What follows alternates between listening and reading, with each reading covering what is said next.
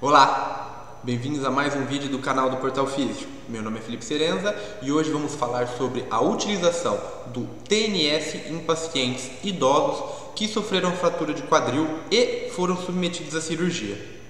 E qual é a importância clínica disso? Por que a gente tem que conversar sobre isso? Em primeiro lugar, porque a taxa de mortalidade desse perfil de paciente que sofre esse tipo de fratura é altíssimo. Esse número varia um pouquinho na literatura, mas ele é sempre maior do que 10%.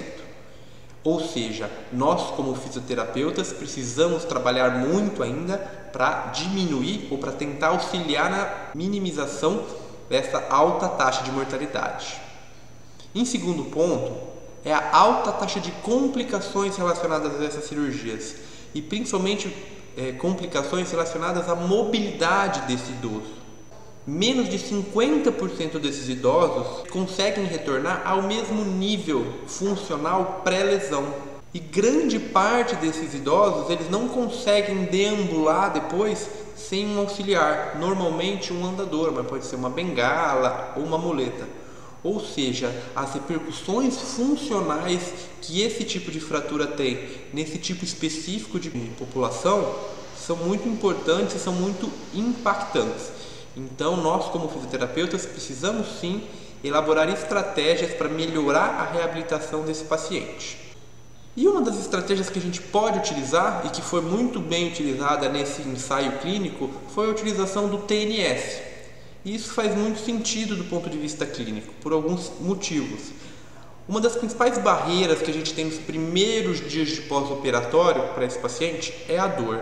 E a gente sabe que o TNS ele é bom em combater a dor, em controlar a dor, principalmente a dor aguda. Então a gente pensando nesses primeiros dias de pós-operatório, que o paciente vai ter dor por causa de todo o procedimento cirúrgico, da incisão cirúrgica, a lesão muscular que ele vai ter ali devido ao procedimento cirúrgico, tudo isso vai levar a um quadro de dor. Então se a gente conseguir minimizar essa dor, a gente vai conseguir otimizar o processo de reabilitação. É muito importante que nesses primeiros dias de reabilitação a gente consiga fazer o treino de marcha. Claro que é uma marcha ainda com carga controlada, depende do tipo de osteossíntese, você pode ter carga total conforme o paciente conseguir, ou dependendo do tipo de cirurgia você tem que segurar um pouquinho a carga. Mas deambular com esse paciente é muito importante, porque deambular vai trazer uma série de benefícios. Por exemplo, otimização ou treinamento para o sistema cardiorrespiratório, melhora do equilíbrio, melhora da confiança, auxilia na otimização da força muscular dos membros inferiores e dá principalmente mais confiança, mais independência para esse idoso. Ele consegue, por exemplo, ir ao banheiro, ele não fica dependente o tempo todo de seus familiares ou de algum profissional que estiver dentro da enfermaria. Okay? Então a gente vai discutir um pouquinho, eu vou mostrar os dados desse trabalho bem interessante.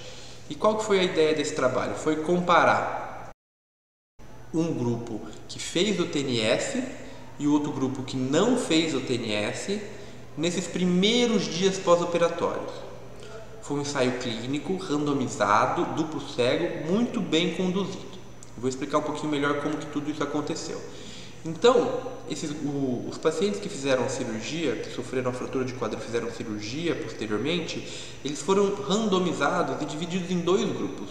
Um que realizava o TNS, que a gente chama de ativo, que estava funcionando, passando a corrente, e o outro grupo é o que a gente chama do TNS sham. O que é o sham? É uma espécie de placebo. O aparelho ele era colocado bem próximo da incisão cirúrgica, dos dois lados da incisão cirúrgica, como igualzinho no grupo que fez o TNS, só que o aparelho ele não era ligado, ok? Para não ter nenhuma interferência do paciente olhar, eu estou com esse aparelho aqui, ele está me ajudando, para a gente tentar tirar a interferência do placebo para esse tipo de paciente. E o que cada sessão tinha? Os dois grupos faziam exercícios de transferência. E o que são esses exercícios de transferência? No próprio leito, passar de deitado para o decúbito lateral, do decúbito lateral direito para o decúbito lateral esquerdo, de deitado para sentado e de sentado para em pé. Treino de equilíbrio, exercícios ativos com os membros inferiores, tanto na maca quanto em pé, e o treino de marcha com o andador, ok? Ou com algum outro auxiliar.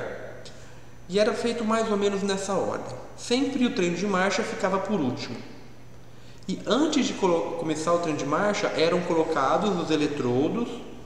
Era utilizado um TNS portátil, vou mostrar para vocês. Então eram colocados eletrodos em volta da cicatriz cirúrgica, para não pegarem onde tem o curativo ainda. E eram colocados nos dois grupos, o que fez o TNS ativo e o que não fez, o TNS sham. Tudo igualzinho por enquanto. Então, no primeiro dia de pós-operatório, que foi o primeiro dia dos 5 de treinamento, foram realizados um exame físico desse paciente e no final ele fez o TENS, tanto o ativo quanto o sham.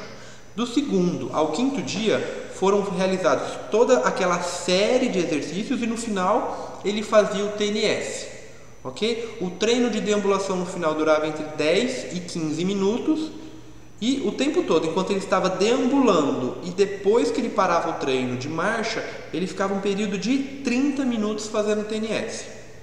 O que, obviamente, o paciente estava fazendo TNS ativo, estava recebendo a corrente elétrica e o sham estava só com o aparelho ali posicionado para ele imaginar que esse aparelho podia estar tendo algum benefício. E o que foi utilizado esse TNS? É um TNS portátil simples.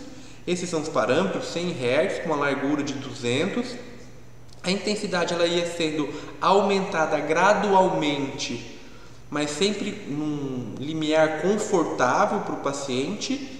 Para o grupo sham, o que foi informado? Falou assim, ó, nem todo mundo sente o estímulo, nem todo mundo vai sentir a corrente elétrica, tá? Mas o aparelho vai estar ligado, ele vai estar funcionando.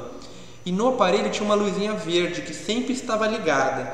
E isso para o grupo sham dava a impressão que o aparelho estava funcionando, que estava passando a corrente elétrica ali e que só ele não estava sentindo, para tentar tirar esse viés. E o que foi avaliado nesses pacientes? Quais foram os desfechos? O primeiro desfecho foi a intensidade da dor. E ela foi avaliada em repouso, à noite e durante a deambulação. E ela foi avaliada pela escala numérica de dor. O segundo desfecho foram os desfechos de mobilidade, que foram avaliados do 2º ao 5º dia.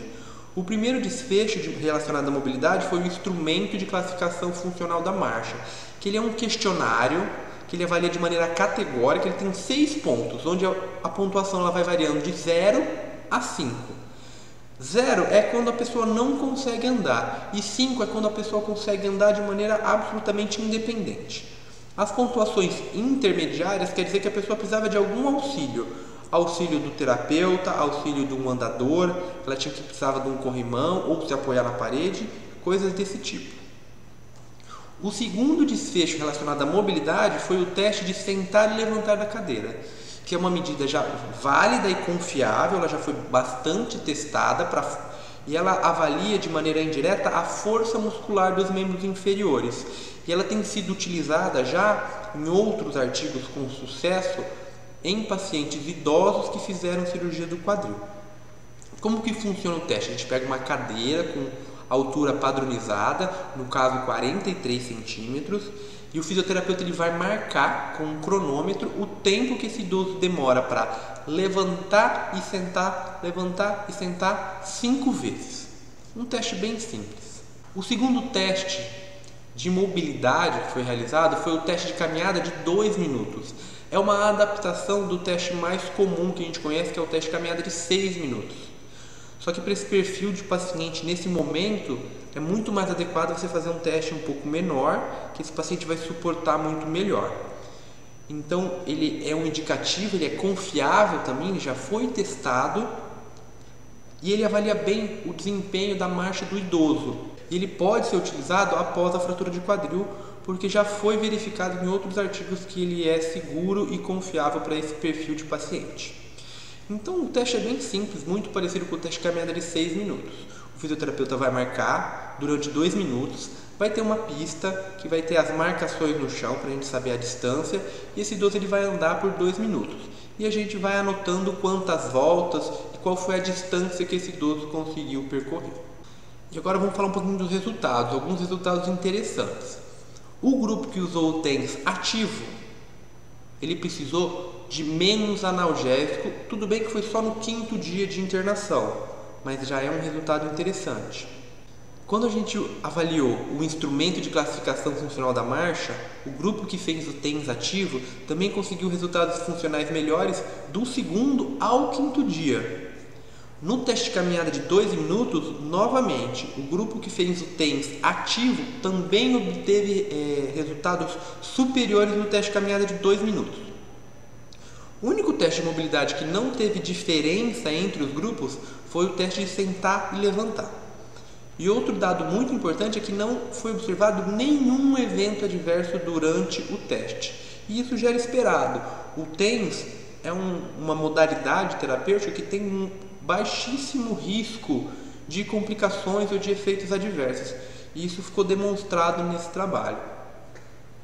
Então, para fechar o trabalho, o que ele traz de conclusão e que é absolutamente aplicável na nossa prática clínica, que adicionar o TENS no tratamento desse paciente idoso nos primeiros dias de maneira muito precoce para otimizar esse processo de reabilitação inicial, esse treino de marcha, para que esse idoso consiga fazer isso de maneira mais confortável e que você consiga otimizar o ganho de força, esse treinamento com dispositivos auxiliares, é seguro e eficaz na melhora da dor e no aumento dessa capacidade funcional do idoso. Ou seja, nós temos uma ferramenta barata, sem grandes riscos para o nosso paciente e que traz benefícios para um perfil de paciente que costuma ou que tem uma grande chance de complicar.